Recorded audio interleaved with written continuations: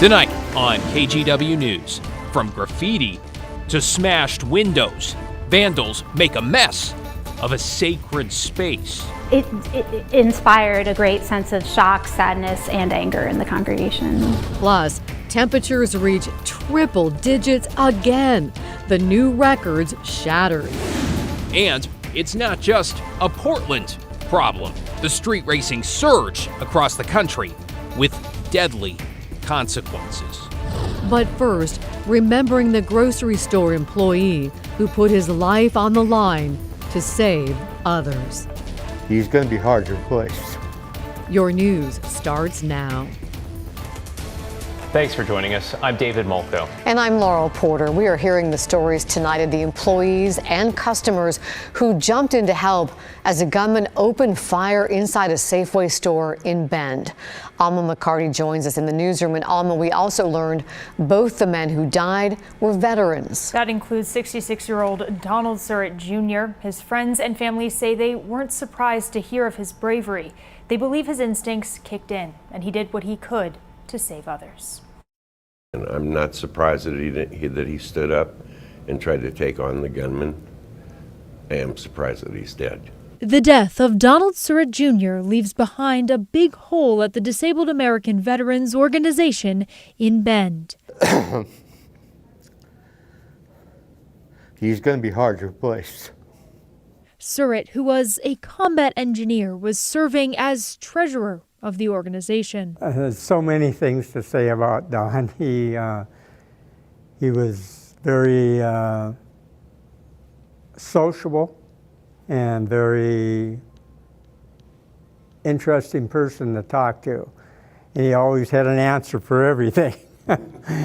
Police say Surratt was working in the produce section of the Safeway Sunday when the gunman came in and opened fire. Surratt hid behind a cart, waited until the suspect got close, then attacked him with a produce knife. The suspect shot and killed Surratt and later turned the gun on himself. Investigators found a string of more than 100 shell casings that stretched from the shooter's apartment complex behind the Forum Shopping Center through the parking lot and into the store.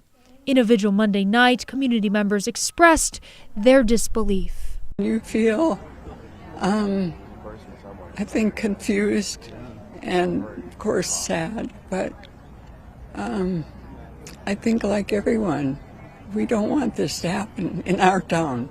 The second victim, 84-year-old Glenn Bennett, was shot and killed at the front of the store. According to a GoFundMe page set up by his family, he was also a veteran and served as a medic in the Korean War. Police tell us 2 other shoppers who saw Bennett get shot came back into the store to pull him out of the building where medics tried to save him. Online fundraisers are now set up for both victims as friends of Donald Surratt look back on what made him so special. He'd always tell you the truth. You might not like it, but he would tell you the truth. And that's a rare quality. Police confirmed today the shooter had worked at that Safeway for a short time. They also say he bought his 3 guns, including an AR-15, legally. The Safeway store is still closed tonight as police continue their investigation. David? Alma McCarty reporting. Appreciate the update tonight. If you'd like to help the victims' families, in addition to those GoFundMes, Safeway and Albertsons are now collecting donations at the registers of all Oregon and Southern Washington stores. New tonight, members of a Southwest Portland church are hurt and upset after vandals broke into their building last weekend. They damaged property and used black spray paint to tag the church both inside and out. Catherine Cook shows us the damage and has the church's message for those responsible.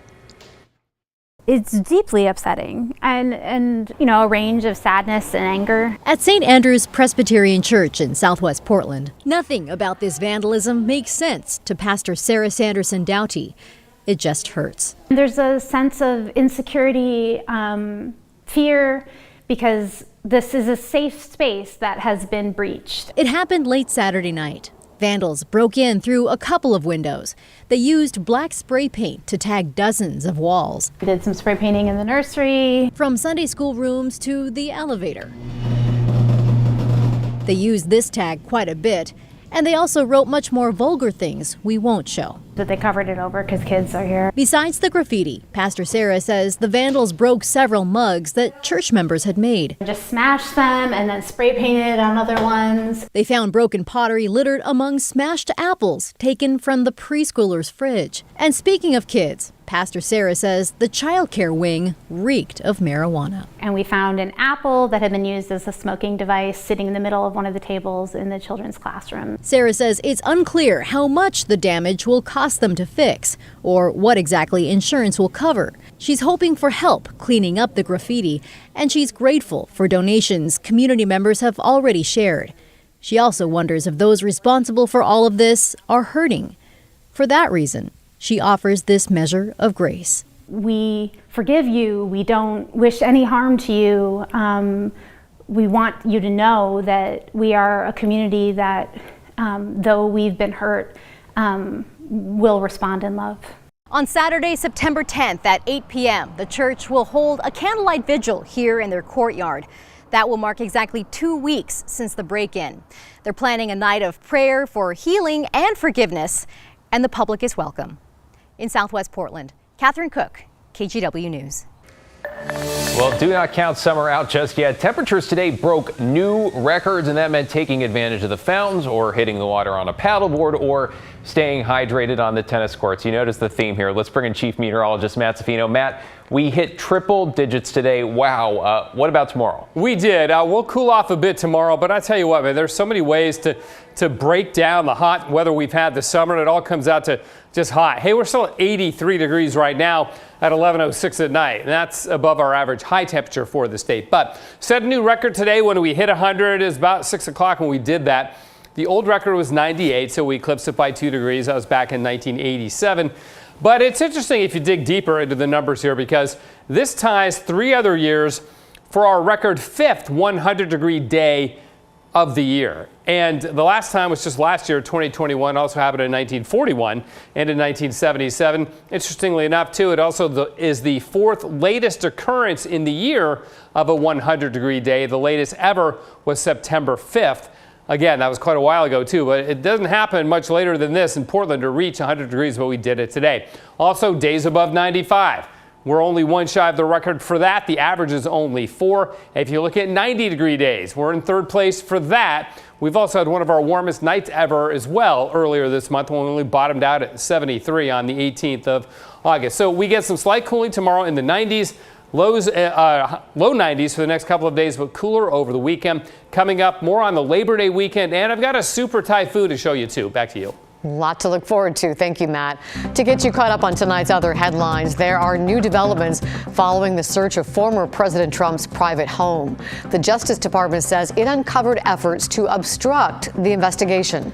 A court filing made tonight says government records were likely concealed and removed from a storage room at Mar-a-Lago. That is despite assurances from the former president's team that they'd thoroughly searched the property. The filing tonight also includes a photo showing the cover pages of some of the classified documents seized in the earlier search. Administrators at Lewis and Clark College are calling a tragic accident that killed 1 student and injured 2 others Monday night devastating. Now, in a statement, the college president said students had attached hammocks to columns that are part of the historic grape arbor, and one of those columns fell inward. A 19-year-old student died. 2 18-year-olds were hurt. Now, yesterday was the first day of the fall semester. Grief counselors are available for students and staff. Heavy smoke has helped slow down the Rum Creek fire burning in southern Oregon. It's burned more than 12,000 acres now. The lingering smoke today kept temperatures down and increased humidity, giving crews a bit of a break. More firefighters are on their way to help in the effort to protect homes and other structures in the area. Here's a look at where the fire is burning in Josephine County. It's northwest of Grants Pass, right along the Rogue River, and is now spread to both sides of the river. Developing tonight, the day before school starts in Ridgefield, teachers there have voted to strike. The union rejecting the latest contract offer. Teachers asking for a 5.5% cost of living adjustment. They also want smaller class sizes for special education and more flexibility in what they teach their students. The district calls the last offer fair and adds they are doing the best they can within budget. We'll eventually go on strike. We will do that. We don't want to, though. We know how much that impacts the community, our students, our families, and we love them. We love what we do. This isn't what we want to be doing. In fact, I should be in my classroom right now preparing for tomorrow and tonight for my students and families to come. We do have a budget that we have to adhere to. And we just have to be good stewards of public money. We're entrusted to, like I said, be good stewards of financing, and so we just have to be responsible with the dollars that we have. Well, classes will start as scheduled tomorrow, though the union is now saying staff could walk off the job as soon as next week. Still to come at 11, street racers taking over the roads across the country. Up next, Portland's efforts to deal with the dangers making national news. Plus, highlighting those offering solutions to the homeless crisis. The group helping people get off the streets while cleaning up at the same time. But first, here's Evan Watson with a look at what the KGW investigators are working on right now. This week on KGW, we're looking at our mental health care system and why some people with severe mental illness can fail to get the help that they need. When someone refuses treatment, they must be deemed dangerous enough to themselves or others to warrant a forced hold. Even if doctors and behavioral health workers say mental health care and treatment and housing is desperately needed, most people are released from care. Then it can be very difficult for someone to get the help on their own. I don't know if I would be alive, and it's hard to know what would have happened if somebody hadn't stepped in. I know my life would be a lot different. Our investigative series, Uncommitted, continues with personal stories of people who have experienced this civil commitment process. Watch it online now at kgw.com.